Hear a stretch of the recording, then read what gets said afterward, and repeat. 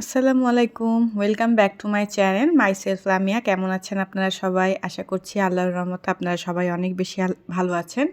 আলহামদুলিল্লাহ আমিও ভালো আছি। তো নতুন আরেকটি ভিডিও নিয়ে চলে আসলাম আপনাদের মাঝে। এখন হচ্ছে রাত ৯টা বাজে। তো একটু শীতের রাত্রে বের হলাম ঘোরার জন্য। শীতের রাতে কিন্তু ঘোরাঘুরি করতে ভালোই লাগে।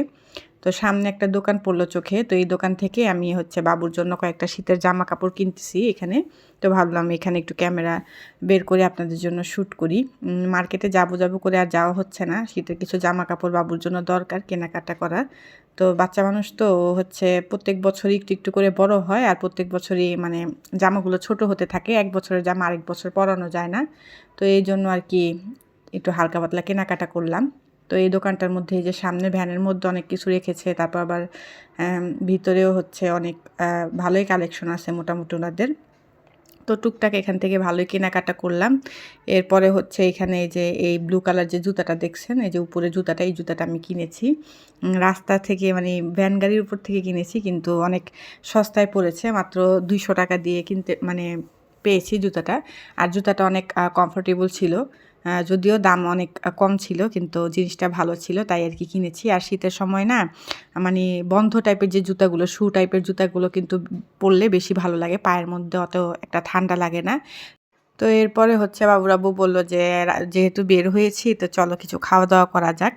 এরপর একটা রেস্টুরেন্টে গেলাম। এখানে হচ্ছে বসে খাওয়ার মতো তেমন আর কি মানে কি বলে মানে পরিবেশটা আমার কাছে তেমন ভালো লাগেনি। তবু আমি বললাম যে পার্সেল নিয়ে নেন। তো এখান থেকে আমরা একটা কোয়ার্টার গ্রিল নিয়েছিলাম আর হচ্ছে নিহারি খেতে ইচ্ছা করছিল।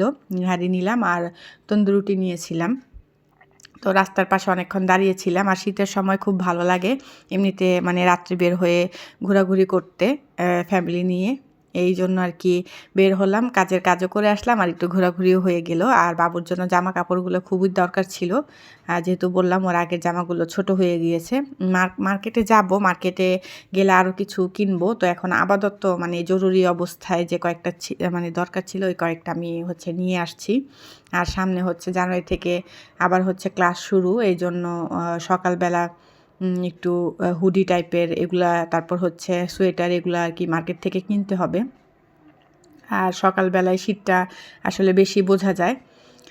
তো এরপরে আবার বাসায় এসে পড়েছি। বাসায় আসার পরে হচ্ছে খাবারগুলো আমি সার্ভ করে নিচ্ছি। তো যখন আর কি রেস্টুরেন্ট থেকে খাবারগুলো নিয়েছিলাম অনেক গরম ছিল। বাসায় আসতে মোটামুটি ঠান্ডা হয়ে গিয়েছে। আর নেহারি বা পায়া যদি গরম না খাওয়া যায় না এগুলা ভালো লাগে না। তো এটার সাথে সালাদটা দিয়েছিল। কাঁচামরিচ, পেঁয়াজ আর শসা একদম কুচি করে দিয়েছিল।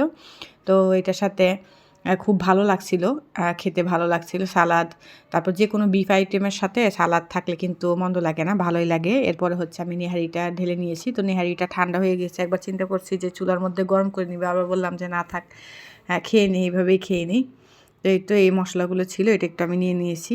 গ্রিলটা নিতাম না, আমাদের দুইজনের নেহারি দিয়েই হয়ে যেত। বাবু হচ্ছে বলতেছে যে আমি গ্রিল খাবো। এই যে দেখেন নিজে থেকে পাটি বের করতেছে, মানে ও হচ্ছে আমার কাজে অনেক হেল্প করে। আলহামদুলিল্লাহ আমার ছেলেটা মানে আমার সব কাজেই একটু হেল্প করে। তো আমিও ওকে মাঝে মধ্যে উৎসাহ দেই, বলি আর কি যেসব বাচ্চারা হচ্ছে মায়েদের কাজে হেল্প করে আল্লাহ তাদের প্রতি অনেক বেশি খুশি থাকেন, যাতে এইভাবে করে ওকে ছোট কাজগুলো করাই।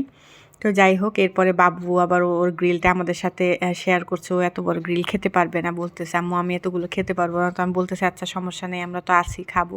এরপরে আবার সালাদের মধ্যে লবণ ছিল না, আবার একটু লবণ মিক্স করে নিলাম। তো এই যে গরম ভালোই লাগছে খেতে। এটা আরও গরম ছিল, আস্তে একটু ঠান্ডা হয়ে গিয়েছে। আর বাসায় নেহারি তৈরি করে খেলে কিন্তু আরও বেশি ভালো লাগে খেতে। হোটেলেরটাও আছে মোটামুটি, কিন্তু বাসায় আম্মুর হাতের নেহারি আমার অনেক বেশি ফেভারেট।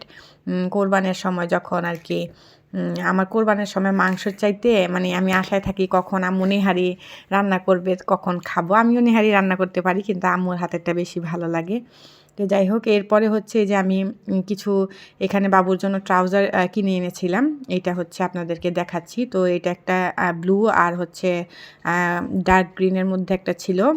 আরেকটা ছিল, আমি মোট ৩টা ট্রাউজার কিনেছিলাম। আরেকটা ছিল এই যে স্কাই আর হালকা একটু অরেঞ্জের মধ্যে।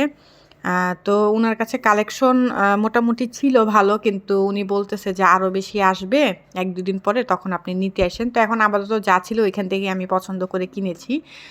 তো ৩টা ট্রাউজার আর ৩টা হচ্ছে গেঞ্জি আর একটা আমি হুডি কিনেছিলাম। তো হুডিটা হচ্ছে অলরেডি বাবুকে পরিয়ে ফেলেছি, তাই ওইটা আর আমি এখানে দেখালাম না। আর এই যে দেখেন এখানে হচ্ছে আরেকটা ডার্ক গ্রিন আর হচ্ছে মাস্টার্ড মাস্টার্ড ইয়েলোর মধ্যে একটা। তো আমার কাছে এই ডার্ক গ্রিন কালারটা খুব ভালো লাগে। আমি এই কালারে কয়েকটা বোরকাও পরেছি, যেহেতু এই কালারটা আমার ফেভারেট। আর এখানে হচ্ছে গেঞ্জি আমি সাদার মধ্যে নিয়েছি। গেঞ্জির কালেকশন ওনার কাছে খুব কম ছিল, তো এই 3-4টাই গেঞ্জি ছিল, তো এখান থেকে আমি বেছে 3টা নিয়েছি। তো পরানো যাবে, সাদা আর কালোর সাথে যে কোনো কালারই যায়। তো এই যে এটা হচ্ছে একটু স্টেপের মধ্যে ছিল, এটা অফ হোয়াইট কালারের মধ্যে ছিল। আর হচ্ছে আরেকটা ছিল সাদার মধ্যে, না আরেকটা ছিল সাদার মধ্যে ব্লু কালারের, এটাও স্টেপের মধ্যে। তো এই যে আমার কাছে এই গেঞ্জিটা বেশি ভালো লেগেছে, ব্লু আর সাদার সাথে, মানে কালারটা খুব ভালো লেগেছে। তো এই তো গলাটা এরকম ছিল আর কি।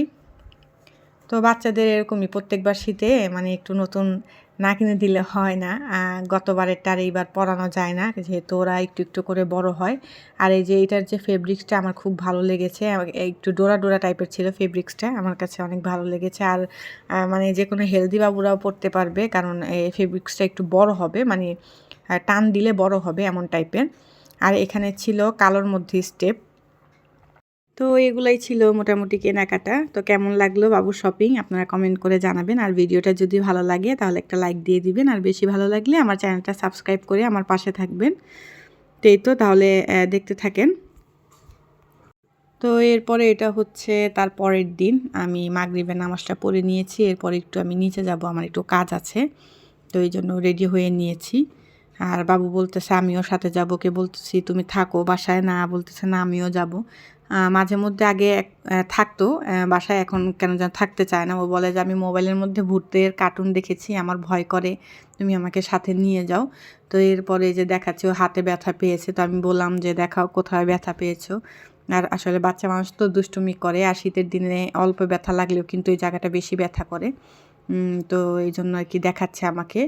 এরপরে যে নিচে যাচ্ছি, তো বাবুকে বলতেছি তুমি থাকো থাকো, বলতেছে না আমিও যাব। এরপরে ও হচ্ছে জুতা খুঁজতেছে যে কোন জুতা পরবে। আমি বলতেছি যে একটা পরলে হয়েছে বাবা, একটা জুতা পরলেই হয়েছে। বলতেছে না, তো বলতেছে না আমি জুতা পরবো। আমি বলতেছি না বাবা, আমি তো এখন ঘুরতে যাব না, আমি একটু বাজারে যাব, আমার কাজ আছে, তোমার এখন করার দরকার নেই, এখন জুতার পরার দরকার নেই। পরে ওকে মানায় টেনে নিয়ে গেলাম আর কি। তো এখন আর কি নিচে যাব। তো এমনিতেও অনেক সময় আমি একটু সন্ধ্যায় বের হই, বাবুকে নিয়ে একটু ঘুরি, ভালো লাগে। বাসায় একা একা থাকতে থাকতে না বোরিং লাগে, তো একটু মাঝে মধ্যে এভাবে বের হলে বাচ্চা নিয়ে বাচ্চাদেরকেও ঘুরিয়ে আনা যায়, আর নিজের একটু মনটা ভালো লাগে। বাসায় বসে আর কতক্ষণ। তো গেটটা লাগিয়ে দিলাম, আর এখন হচ্ছে বাইরে যাব। তো মোটামুটি আমি আর আমার ছেলে অনেকক্ষণ ঘোরাঘুরি করলাম, ছেলেকে কিছু চকলেট চিপস কিনে দিলাম, আর আমার হচ্ছে কিছু কাজ ছিল এগুলোও করলাম। আর বাহিরে আমি ভিডিও অন করিনি, ক্যামেরা অন করিনি, কারণ বাহিরে না আমার কেমন যেন একটা আনকমফোর্টেবল ফিল হয়, মানে ভিডিও অন করলে। আর মনে হয় যে কেউ যদি হাত থেকে মোবাইলটা টান দিয়ে নিয়ে নেয়, এই জন্য আর আমি ক্যামেরা এখানে অন করিনি। এরপর হচ্ছে বাসায় এসে আবার হচ্ছে আপনাদের জন্য ভিডিও করেছিলাম। তো এই তো এখন যাচ্ছি। তো এরপরে বাসায় আসার সময় ওই যে বললাম আমাদের বাসার সামনে একটা কাকা বসে, আমি গত ব্লগে বলেছিলাম। তো উনি হচ্ছে মরিচের পাকোড়া বানিয়েছে। তো মরিচের পাকোড়াটা আমার অনেক খেতে ভালো লাগে, আমি এর আগে একবার খেয়েছি, তো আবার এনেছি, দুইটা এনেছি আমি এখানে, একটা বেগুনি আর একটা পেঁয়াজু আর 2টা মরিচের পাকোড়া। তো খেতে অনেক স্বাদ ছিল। তো এই ছিল আজকের ভিডিও আমার। তো কেমন লেগেছে অবশ্যই কমেন্টে জানাবেন, ভালো লাগলে ভালোটা লিখবেন, আর যদি কোনো কিছু মন্দ লাগে অবশ্যই আমাকে কমেন্ট করে জানাবেন। নেক্সট ব্লগে আপনার সাথে আবার দেখা হবে নতুন কোনো ভিডিও নিয়ে। ততক্ষণ পর্যন্ত ভালো থাকবেন, সুস্থ থাকবেন, আমার জন্য দোয়া করবেন। ওকে, আল্লাহ হাফেজ।